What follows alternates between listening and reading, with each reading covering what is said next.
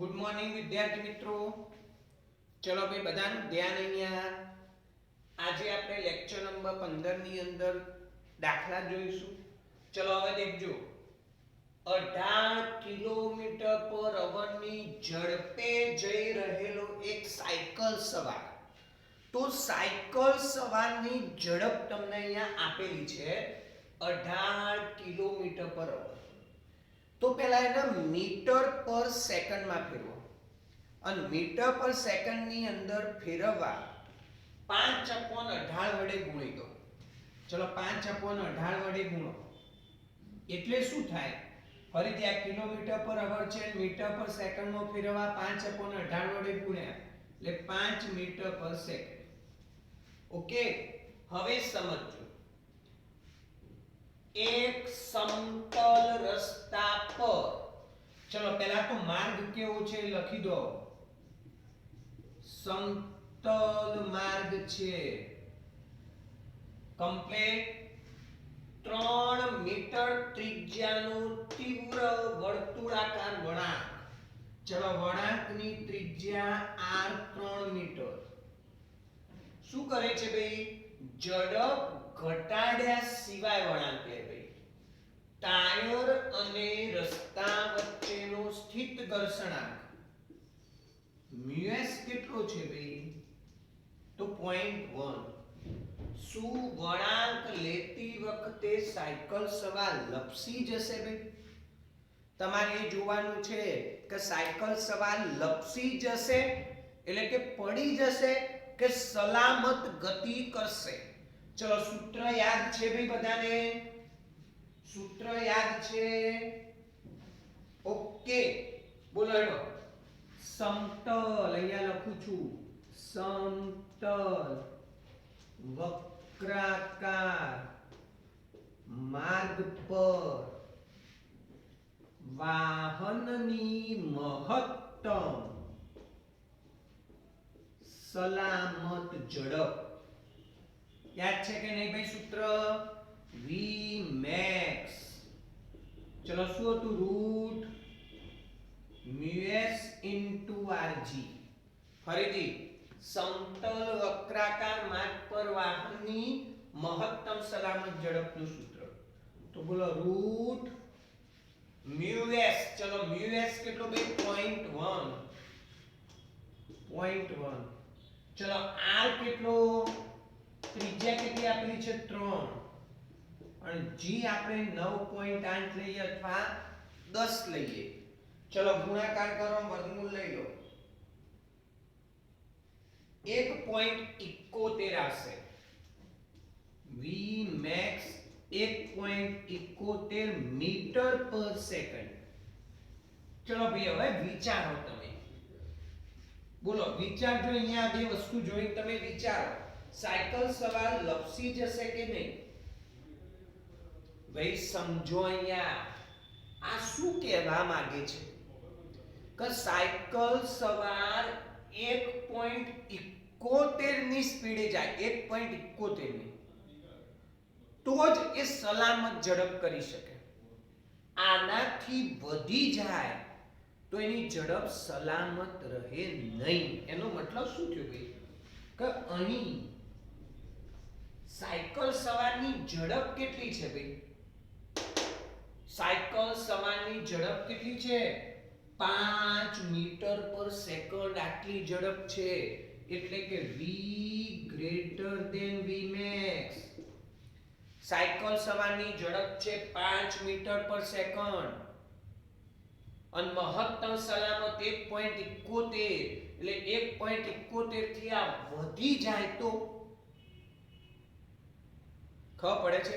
1.71 થી આની ઝડપ વધારે છે, આટલી ઝડપે જાય છે એટલે હોવાથી સાયકલ સવાર સ્લીપ ખાઈ જશે.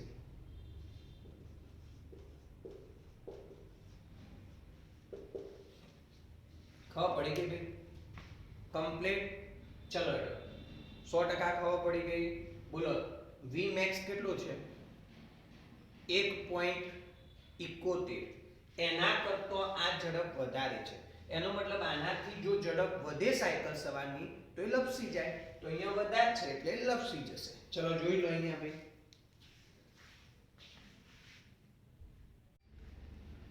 ચલો ભાઈ દાખલા નંબર 5.11 જુઓ.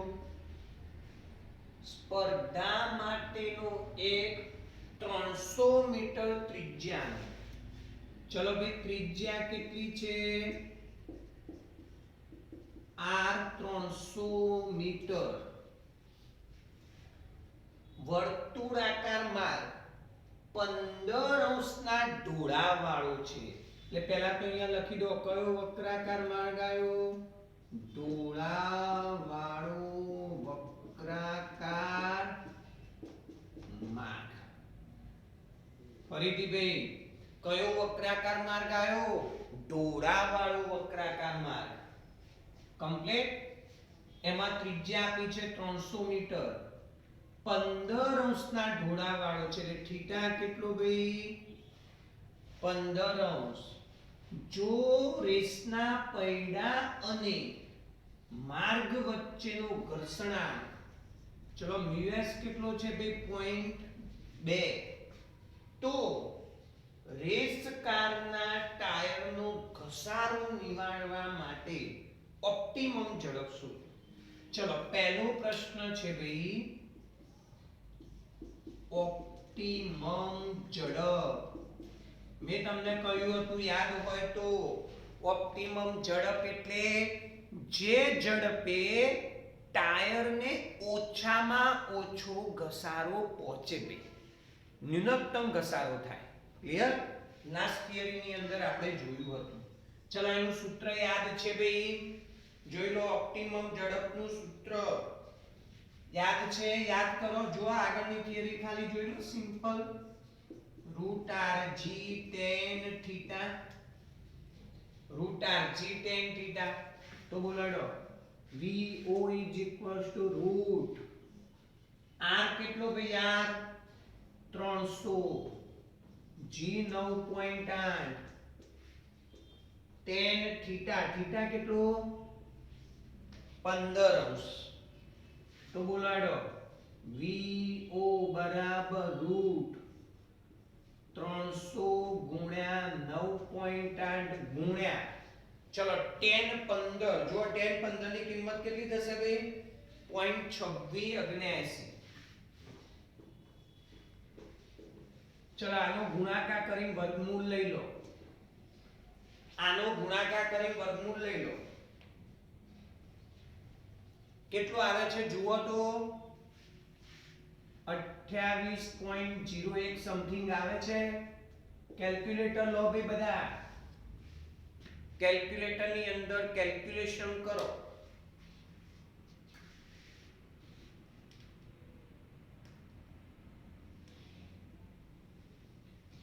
કમ્પ્લીટ. ચલો બીજું શું કહ્યું છે ભાઈ? બી માં જુઓ હવે. લપસવાનું નિવારી શકાય તે માટેની મહત્તમ ઝડપ. એટલે આપણે મહત્તમ સલામત ઝડપનું સૂત્ર તારવવાનું છે. મહત્તમ સલામત ઝડપ એટલે કે Vmax નું સૂત્ર તારવવાનું છે. Vmax નું સૂત્ર યાદ છે ભાઈ? ઢોળાવાળો વક્રાકાર માર્ગ. Vmax નું સૂત્ર √rg μs plus tan theta upon 1 minus μs tan theta. ફરીથી ભાઈ μs plus tan theta upon 1 minus μs into tan theta. Okay? તો ચલો રૂટ બોલાડો rg ત્રિજ્યા કેટલી ભાઈ? 300, g 9.8, μs એટલે 0.2 વત્તા tan થીટા. ચલો થીટા કેટલું ભાઈ? 15 અંશ ભાગ્યા 1 minus μs એટલે 0.2 into tan 15. કમ્પ્લીટ. ચલો તો કરો વર્ગમૂળમાં 300 ગુણ્યા 9.8 0.2 વત્તા 10 15 ચલો 10 15 તો અહીંયાથી જ લખી શકો 0.2679 ભાગ્યા 1 માઈનસ 0.2 ગુણ્યા 2679. ચલો ભાઈ હવે આ ગુણાકાર ભાગાકાર તમે જાતે કરો તો સમજજો અહીંયા 300 ગુણ્યા 9.8 ચલો આ બેનો સરવાળો કરો એટલે 0.4679 થાય ભાગ્યા આ બેનો ગુણાકાર કરીને એના એકમાંથી બાદ કરો 0.9464 થશે 0.9464. હવે સરવાળો ગુણાકાર ભાગાકાર કરીને તમે વર્ગમૂળ લો અને ચેક કરો કેટલું આવે છે 38.12 આવે છે. જુઓ તો 38.12 મીટર પર સેકન્ડ. ચેક કરો ભાઈ 38.12 મીટર પર સેકન્ડ.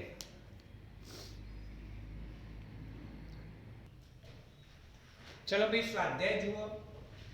સ્વાધ્યાયનો પહેલો દાખલો. દરેક કિસ્સામાં પરિણામી બળના માન અને દિશા લખો. કે ભાઈ પરિણામી બળ કઈ તરફ લાગે છે આપણે ભણી ગયા. પરિણામી બળ એટલે બળોનો તમારે બૈજિક સરવાળો કરવાનો છે. હવે સમજી લો પહેલા બે ત્રણ બાબતો મગજમાં ઉતારી લો એટલે તમને આ બધા જ પ્રશ્નોનો જવાબ મળી જશે. ક્લિયર? ચલો પહેલું તમે ન્યૂટનની ગતિનો બીજો નિયમ ભણી ગયા. ફરીથી ન્યૂટનની ગતિનો બીજો નિયમ સમજી લો. ન્યૂટનની ગતિનો બીજો નિયમ F બરાબર માં. ચલો ભણી ગયા કે નહીં? અને આના પરથી આપણે આગું પણ ભણ્યા હતા. ચલો લો પદાર્થનો વેગ અચળ હોય તો પ્રવેગ એ બરાબર 0 થાય અને પ્રવેગ 0 તો બળ F પણ 0. ફરીથી આટલી લિંક યાદ રાખજો મગજમાં. વેગ અચળ, કોઈ પદાર્થ અચળ વેગથી ગતિ કરે તો એના પર એનો પ્રવેગ 0 કહેવાય. કારણ કે પ્રવેગ એટલે વેગમાં થતો ફેરફાર. વેગમાં ફેરફાર ના થાય તો પ્રવેગ 0 થાય. તો એના પર લાગતું બળ પણ 0 કારણ કે F બરાબર માં. ઓકે ચલો આગળ જુઓ. હવે બીજી વસ્તુ સમજી લો. કોઈ પદાર્થ સ્થિર હોય ભાઈ, પદાર્થ સ્થિર હોય. આમાં ન્યૂટનની ગતિનો પહેલો નિયમ હતો જો યાદ હોય તો પદાર્થ પર લાગતું પરિણામી બાહ્ય બળ 0 હોય તો સ્થિર પદાર્થ સ્થિર જ રહે છે. એનો મતલબ સ્થિર પદાર્થ સ્થિર હોય તો એના પર લાગતું પરિણામી બાહ્ય બળ 0 હોય. એટલે તો એ બાહ્ય બળ શું થાય ભાઈ? 0 થાય. એટલે બે કિસ્સા તો ખાસ ધ્યાનમાં રાખવામાં. એક અચળ વેગી ગતિ. પાંચમા ચેપ્ટરમાં આપણે શરૂઆતમાં મેં તમને સમજાવ્યું પહેલો બીજો નિયમ ભણ્યા પછી કે ભાઈ અચળ વેગી ગતિ અને સ્થિર સ્થિતિ આ બે એક જ વસ્તુઓ છે. બંનેમાં પરિણામી બળ 0 થાય. કમ્પ્લીટ? તો ચલો અચળ ઝડપથી નીચે પડતા વરસાદના ટીમ્પા પર. ભાઈ આ વરસાદનું ટીમ્પું અચળ ઝડપથી નીચે પડે છે ભાઈ. આ વરસાદનું ટીમ્પું અચળ ઝડપથી નીચે પડે છે અને અચળ ઝડપથી નીચે પડે તો એના પર લાગતું બાહ્ય બળ કેવું કહેવાય? 0. કેમ કે ઝડપ અચળ, પ્રવેગ 0 તો બળ પણ 0. ચલો બીજું દેખો. પાણી પર તરતા 10 ગ્રામના બુચ પર. ફરીથી આ પાણી છે ભાઈ, આ પાણી એના પર એક 10 ગ્રામનું બુચ આ બુચ છે એ તરે છે. ફરીથી પાણી પર આ 10 ગ્રામનો બુચ તરે છે. કમ્પ્લીટ.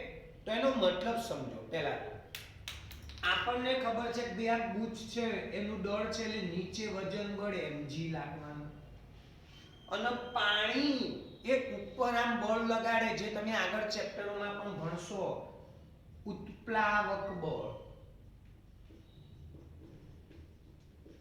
આટલું યાદ રાખો. તો તમે દડો પાણીમાં આમ ડબોળો, આમ કઈને આમ ડબોળીને હાથ નાખો ને હાથ બહાર કાઢશો ને એટલે દડો એ બહાર જ આવી જાય છે. કેમ ભાઈ દડો બહાર આવે છે? તો ભાઈ પાણી એને બહારની તરફ બળ લગાડે છે. એ બળને આપણે કહીશું ઉત્પ્લાવક બળ. ખબર પડી ગઈ?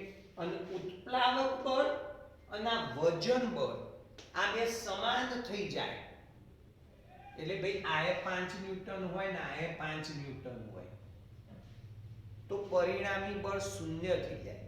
એટલે આ બુચ પાણી પર આમ તરે જાય, નીચે પણ ના જાય કે ઉપર પણ ના જાય. ખબર પડી ગઈ? કમ્પ્લીટ. એટલે આમાં પણ પરિણામી બળ શૂન્ય થાય. ખ્યાલ આવ્યો કે નહીં? ચલો બીજું, આકાશ સ્થિર રાખેલ પતંગ પર. ફરીથી આકાશમાં સ્થિર રાખેલ, તમે નહીં ઘણા આમ એકદમ આપણે એમ કે સ્થિર થઈ ગયું પતંગ, ઉત્તરાયણની અંદર સારો પવન હોય તો આપણે પતંગ ચગાવીને એકદમ સ્થિર મસ્ત પતંગ હોય આમ પકડીને ઉભા રહીએ, તો એનો અર્થ કે એના પર લાગતું પરિણામી બળ શૂન્ય થઈ ગયું. કેમ કે પદાર્થ સ્થિર હોય તો એના પર લાગતું પરિણામી બળ શૂન્ય, તો આમાં પણ બળ શૂન્ય.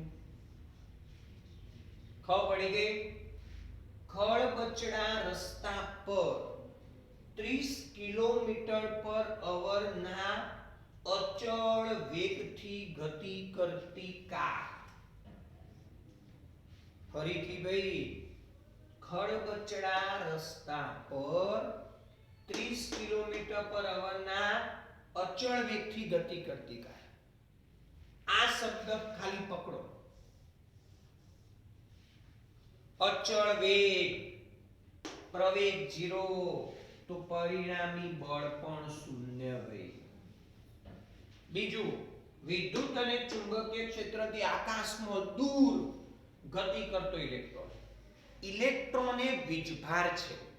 ધોરણ 12 ની અંદર આખું ચેપ્ટર આવે છે આના પર, એટલે બહુ મગજ નહીં દોડાવ, ખાલી આટલું સમજી લો કે ઇલેક્ટ્રોન એ વીજભાર છે અને વીજભાર પર વિદ્યુત અને ચુંબકીય ક્ષેત્રમાં બળો લાગતા હોય, પણ આ વીજભાર એ વિદ્યુત અને ચુંબકીય ક્ષેત્રથી દૂર થઈ ગયેલો છે. એટલે ભાઈ દૂર હોય તો એના પર બળ લાગે નહીં. જેમ હાલ તમે અમારાથી ઘણા દૂર છો તો અમે એમ કહીએ ભાઈ વાંચજો, રોજ 6 કલાકનું વાંચન રાખજો, આ જે ચલાવો એ કમ્પ્લીટ તમારા ચોપડાની અંદર લખવાનું છે સરસ, તો તમે નથી લખતા, ઘણા નથી લખતા. કેમ? કેમ કે અમારાથી ઘણા દૂર છો એટલે અમારું બળ લાગશે નહીં. એટલે પરિણામી બળ કેવું થશે ભાઈ? શૂન્ય થશે. જોઈ લો.